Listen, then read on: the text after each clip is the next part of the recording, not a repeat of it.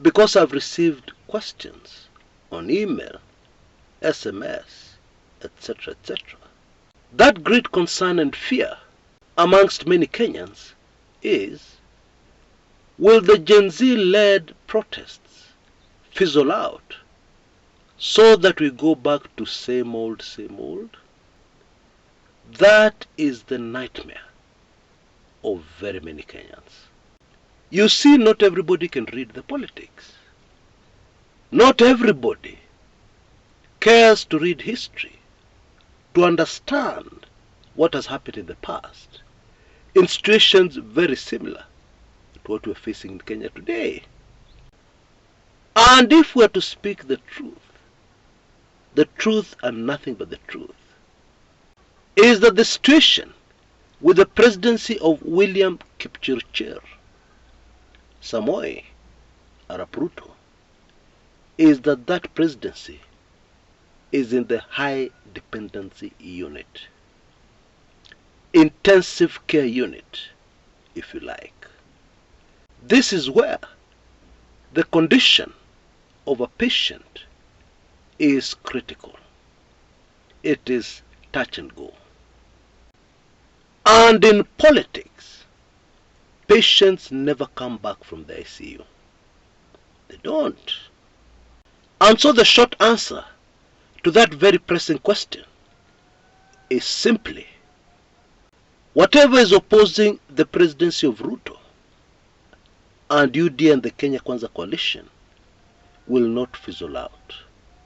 It will not go away. Whatever ends up happening today, the 16th of July, especially because of an event within the high dependency unit recently that sealed the fate of the patient. And that was the Kware Manenos. There is a place within the Mukuru Kwanjenga slums called Kware. And this area has a police station very close to a very deep quarry where drama has unfolded over the last few days. And I'm talking about drama of a very unfortunate nature. And the specific event within the high dependency unit I'm talking about is when the Directorate of Criminal Investigations in Kenya, the DCI, came up with an instant explanation of the many, many bodies found within the quarry, which were obviously not supposed to be found. And what the DCI came up with is clearly very desperate, very unconvincing, and obviously was very counterproductive. Did the exact opposite of what it was intended to do for the Ruto regime. Criminal investigations in any country where you have to produce evidence in a court of law to convict a suspect are usually very complicated.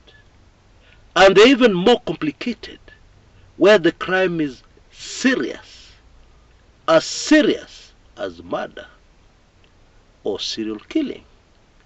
It usually takes weeks and sometimes months, and still the prosecutors fail to prove their case.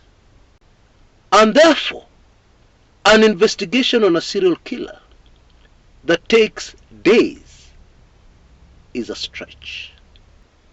DNA analysis and many other scientific analyses linked to the case will take days, sometimes weeks, in a country called Kenya. In the old days, there was a way of concluding such a case very quickly via something called a confession. Now, those who know, know. Because the way these confessions were gotten, what? It was through the kind of persuasion by the security boys whereby you were ready to confess to anything. anything they invented. And in the very long, very sad history of injustices in our criminal justice system, there were times when the defense lawyer stood up in court and disputed this confession, pointing out to the judge that the client was tortured.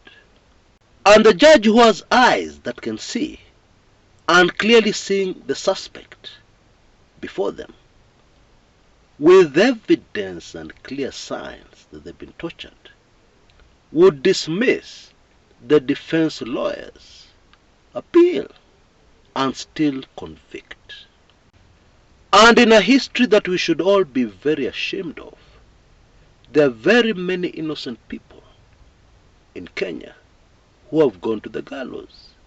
Many others have suffered a lifetime behind bars. And they were innocent. But don't worry, we're in the season of judgment. And I really fear for you, if you are ever a descendant of somebody who got involved in this very gory business, or even somebody who was an accomplice or an associate to these injustices, I really sympathize with you, because the time to pay has come. And so, with that background in mind, the DCI in Kenya, in a matter of hours, concludes, or at least carries the investigation to a point where they have exhibits, evidence, everything enough to point to a certain individual with certainty. What? The FBI must come to Kenya for benchmarking. Investigators in Kenya are so far ahead.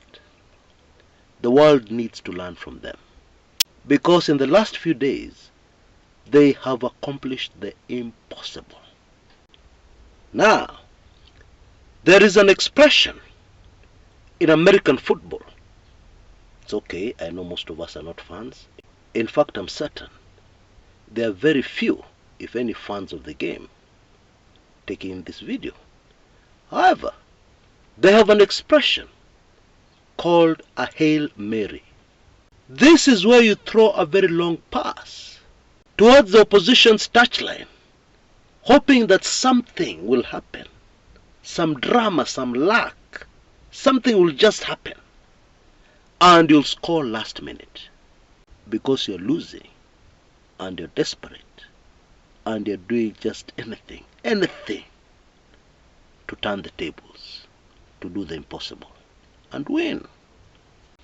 I suppose it is like in soccer. You're losing by 3 goals and you have about 3 minutes to go to the end of the game, and your manager or your coach shouts to his players, "Okay guys, let's have 4 quick goals." The lightning speed Kware investigations by the DCI that ended up with the suspect was very clearly a Hail Mary from the Kenya Kwanza regime. And I'm sure you know how it has ended. Kenya Kwanza did not score, obviously. The Hail Mary move did not produce any desired impact or effect. And this shows us very clearly, at least it shows me, just how desperate the Ruto presidency is right now.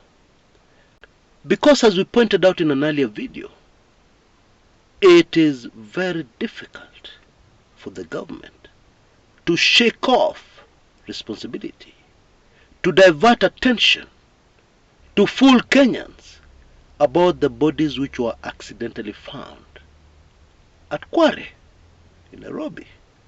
But at least this time round, the government knew how damaging the whole Kware Manenos was. Because in the past, this government has been involved in things which they have never ever realized just how damaging those things are to that same government. But at least this time they realized and they tried to do something. In the very least, let us give them that. Although somebody will respond very quickly. They have only seen because of the recent prompting by the Gen Zs, which is proving to be quite serious. And so we arrive on this day, the 16th of July, and the entire country is at a standstill. Whatever happens next, whatever develops over the day today, the country is at a standstill. The country is tense. And the Gen Zs are telling us that the protests are ongoing every Tuesday and every Thursday. What that means is that every Tuesday and every Thursday in Kenya is not a normal working day. The government cannot collect taxes normally. People cannot work normally. Now, there was a very big event that was supposed to take place yesterday, Monday the 15th of July, that never took off. And nobody's talking about it. Before we dive into that, please allow me very briefly to introduce the sponsors for today's show, which is 1 acre of land available in Meru at a place called Kithoka, 5 miles from Meru town, next to the Mudhui Coffee Estate. This is a very prime location, very prime land that can be put to many uses. One of our very staunch members of this channel is offering it for sale. And unfortunately, because of the nature of their work, there are certain times of the day they cannot take calls, depending on their program for that day. And so if you're interested, you'll need to text me using the telephone number you see on your screens right now, or send me an email using that email address you see on your screens right now. And then I'll give you details on how you can get in touch with them. By the way, the asking price for this prime piece of property is only Kenya shillings 5 million, which is a good price for that area of Meru County, and tells you very clearly that this is something that can be put to very lucrative use, that will benefit not only you, but generations to come from your lineage. And so if you're interested, please get in touch. Right, let's get on with our show. The Ruto dialogue. Wasn't it supposed to start yesterday? What? What happened to the dialogue? Well, there have been a few super fascinating political developments. It seems this topic of dialogue has split the opposition ile mbaya. Okay? Because it would seem that we have one side who are for dialogue, and some Kenyans are saying the mouths of some of these individuals are watering. Why? Because they're anticipating appointments to the cabinet. The government of national unity, promised and anticipated by a few Kenyans, very few Kenyans by the way. And we have even heard Raila Odinga publicly and very clearly going back on his word. After announcing the dialogue, Raila has come back and told Kenyans there will be no dialogue. What? But President Ruto is still talking about dialogue. So even I am confused. I don't know exactly where we are. You know, despite everything, I don't envy Ruto. He has got too much on his plate. The business with the finance bill, which was trashed, allegedly, because people are saying it can still be sneaked in via the appropriations bill that had been passed earlier. Anyway, it is not business as usual. And therefore, at some point, money is going to be a problem. to run government.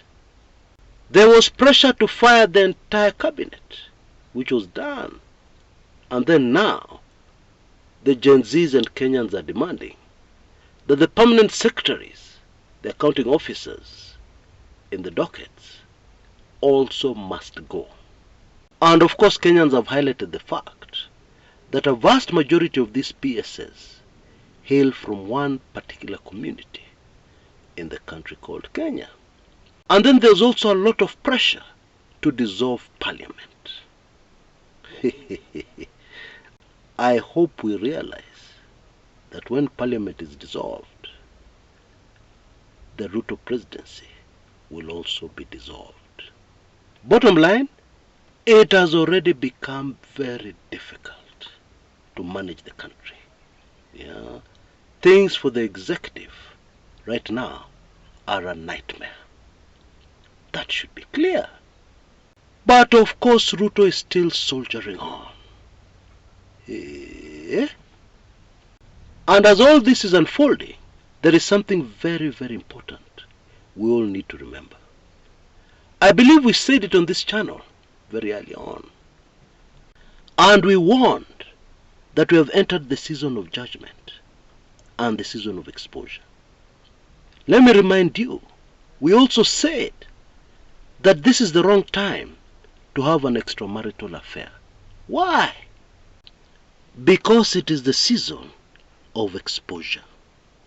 You saw the bodies at Kware which were not supposed to be found? I am certain that in the past, people have gotten away with it. But in this season of exposure, many things that the Ruto regime has done that in the past they would easily have gotten away with have failed. They've been exposed. Why? We are in the season of exposure. And I'm sure, for those who are observant, this season of exposure seems to extend far beyond the borders of Kenya. We only talked about Kenya. We didn't talk about other countries, other powerful nations. We didn't. But clearly it appears it extends well beyond the borders of Kenya. Whatever crooked thing you're doing, and you've gotten away with it for so many decades, maybe even your ancestors got away with it, your father and his father, please stop. Because we are in the season of exposure. And by the way, there's no guarantee that what your ancestors did will not be exposed also. Because the way things look right now, this season of exposure is extending to the sins and the hidden things of the past.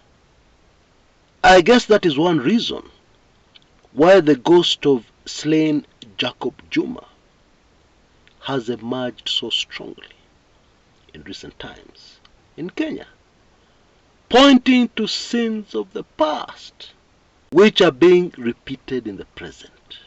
Now. Isn't that super fascinating? Bottom line, whatever ends up happening today, on the 16th of July, whatever day this ends up being, it changes nothing. It changes absolutely nothing. All for a better Kenya. Now, very quickly before I go, thanks once again those who have responded to the season of giving to Chris Kumekucha. Many of the incisive, very deep videos you see on this channel don't happen by magic. And this particular season is of great help, plays a major part in that. I've been working very hard, and I continue to work very hard to ensure that in future I am not so reliant, I'm at least less reliant on this season. I believe you can see the details on your screens right now, repeated in the description area below this video on YouTube, and also in the comments area. And those who are going to do something, I thank you so much in advance. Until next time, this is Chris Kumekucha.